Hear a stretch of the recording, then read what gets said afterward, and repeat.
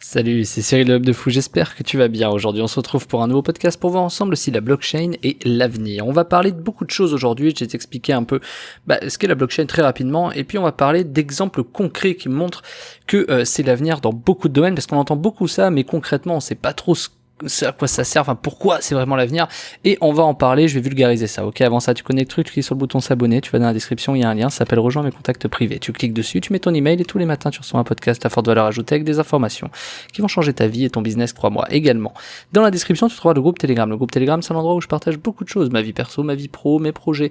Comme tu le sais, si tu me suis depuis longtemps, tu vois un peu tout ce que je partage, ma R&D, mes business, ma vie un peu perso, bref, c'est vraiment l'endroit où tu peux me suivre un peu plus profondément si tu veux découvrir qui je suis, ok. Allez, on y va.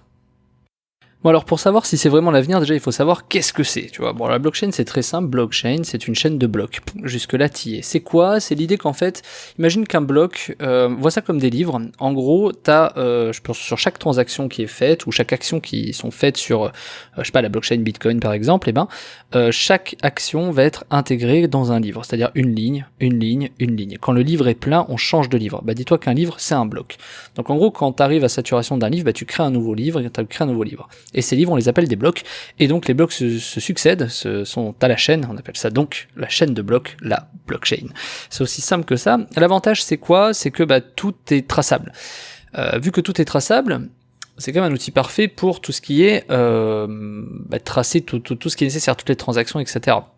L'avantage, c'est que tout le monde peut y accéder, tout le monde peut voir, ce n'est pas réservé qu'à une entité, c'est pas centralisé sur quelqu'un, tu peux y accéder, toi si tu veux voir les transactions d'un wallet, les transactions de quelqu'un, de quelque chose, tu peux retrouver ça, il y a même des outils assez extraordinaires qui existent aujourd'hui pour faire beaucoup de choses.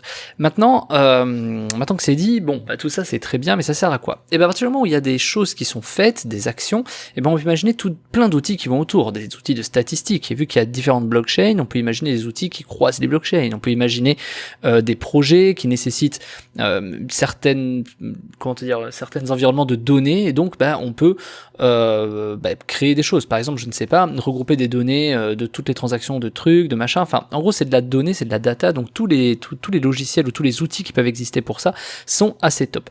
Et l'exemple en la matière pour moi ça reste Solana, et je vais t'expliquer pourquoi. La blockchain Solana, c'est une blockchain qui a quelque temps n'existait pas, qui a énormément progressé et qui est aujourd'hui fait partie, en tout cas s'autoproclame la blockchain la plus rapide qui existe. Et c'est vrai, c'est-à-dire que toutes les transactions sont extrêmement rapides et permettent de faire des nœuds de données, des ensembles de données qui permettent d'aller très très vite. Donc en gros il y a, alors c'est pas une vérité absolue puisque des fois ça bug, mais il y a une propension à faire en sorte que tout ce qui se passe sur la blockchain Solana soit extrêmement rapide, que ce soit des jeux, des play to earn, ça j'ai entendu parler, que ce soit des projets, que ce soit des choses d'assurance, que ce soit des transferts, que ce soit plein de choses, ça se revendique comme celle qui est capable de traiter les données les plus rapidement possible. Qui dit données rapides, veut-elle dire beaucoup de données? C'est toute la question, et c'est là où malheureusement des fois oui et non, et c'est là où ça devient très intéressant. Je t'explique pourquoi. Imaginons dans l'application quotidienne à quoi la blockchain Solana pourrait servir. Je vais donner un exemple tout bête. Bon, on va parler de sujets un peu qui fâchent certains, mais on va parler de la 5G. C'est un exemple que j'adore parce que je trouve qu'il est très parlant. La 5G, c'est quelque chose qui est censé faire transiter énormément de données rapidement. Très bien. Encore faut-il savoir les traiter, ces données. Et donc, quoi de mieux pour traiter ces données que, à l'époque, on appelait ça Big Data, on appelait ça NoSQL pour ceux qui sont un peu plus techniques, Elasticsearch, etc. Bon, on a plein de noms pour plein de choses, mais concrètement, quand tu as des milliards de données à traiter, aujourd'hui, il y a le Big Data, tout ça, mais il y a quoi d'autre?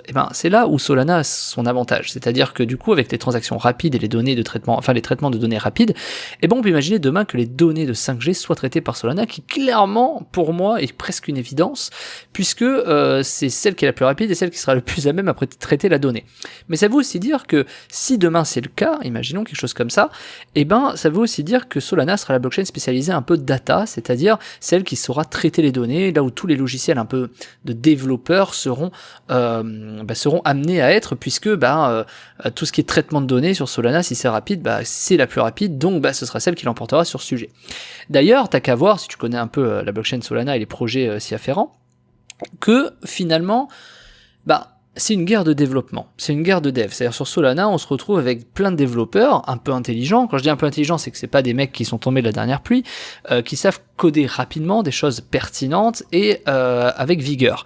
Donc on se retrouve à toujours être sur une guerre de développement sur Solana, et ce qui en fait encore plus la blockchain des devs et la blockchain de la rapidité, la blockchain de la data.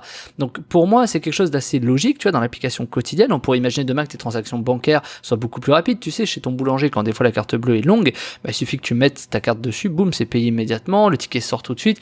Je sais pas, il y a plein de choses qui peuvent être faites. Il y a énormément de choses. Quand tu te connectes ton ordi, que tu allumes ton Google Chrome, que tu as machin, ton Wi-Fi, le temps qui se connecte.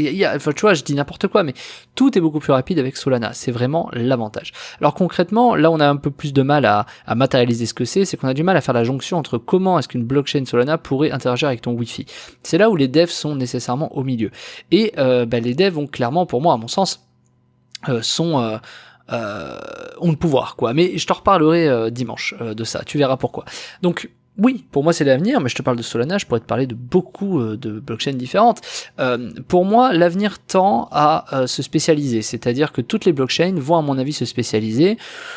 Je vois mal l'Ether se spécialiser par exemple dans le play to earn, hein, clairement, mais on peut imaginer que ce soit le cas. En tout cas, le RC20, on a Polygon, etc. Si tu comprends rien à ce que je dis, t'inquiète pas, c'est pour te dire que il y a des blockchains qui sont spécialisées. Il y a même des blockchains qui commencent à émerger, des blockchains B2B spécialisées pour le business to business, donc pour les professionnels. Je pense que pour traiter des choses professionnelles, puisque les besoins professionnels ne sont pas les mêmes que les besoins des particuliers. Et donc, comme n'importe quel projet, n'importe quelle chose qui continue d'évoluer, il y a une spécialisation. En marketing, on appelle ça segmentation. Ce que tu connais, si tu me suis, du coup, la segmentation, on y est. Segmentation de données, segmentation de jeux vidéo, segmentation peut-être de transactions financières, segmentation d'assurance. Je pense que de plus en plus ça va être le cas. Pourquoi ? Puisque sur chaque blockchain on a des écosystèmes qu'on voit d'ailleurs dans la formation qui est en description, mais j'en parlerai à la fin. Il y a des écosystèmes où dedans, sur chaque blockchain il y a des écosystèmes similaires. Par exemple, on a des agrégateurs, on a des assurances, on a des DEX, on a plein de choses, et on se retrouve avec les mêmes choses sur chaque blockchain. Mais finalement, à un moment donné, ça fera sens, plutôt que d'avoir, un truc d'assurance sur chaque blockchain, d'avoir une blockchain dédiée à l'assurance qui assure toutes les autres blockchains. Ça me semble d'une évidence en fait, mais aujourd'hui ce n'est pas le cas. Et donc au moment en tout cas où j'enregistre ce podcast, donc c'est là où ça devient très intéressant, c'est que bien sûr que ça va évoluer très vite, il va falloir beaucoup de monde, il va falloir de l'argent, il va falloir lever des fonds, beaucoup de choses sont faites là-dessus. On n'a qu'à voir d'ailleurs notamment des gens qui commencent à poser, des projets qui commencent à poser leur nom un peu partout dans le monde dans des choses concrètes, réelles. C'est quelque chose qui devient très intéressant puisque demain, à mon sens, la blockchain sera nécessaire avec le monnaie numérique, le dollar numérique, l'euro numérique, l'identité numérique. On devra traiter des datas rapidement.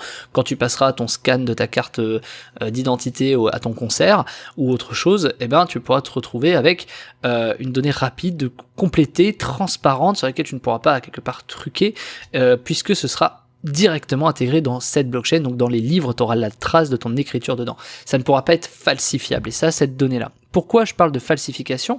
Puisque dans les datas aujourd'hui, dans les serveurs de données, dans les entreprises ou dans les...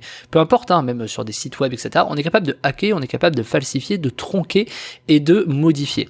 Donc demain, tu peux modifier par exemple ton nom dans des bases de données classiques, alors que sur la blockchain, ça va être beaucoup plus compliqué. C'est-à-dire tu auras la ligne, tu pourras plus truquer en fait, tu pourras pas dire oui mais en fait j'ai vraiment été là. Non, regarde, c'est marqué.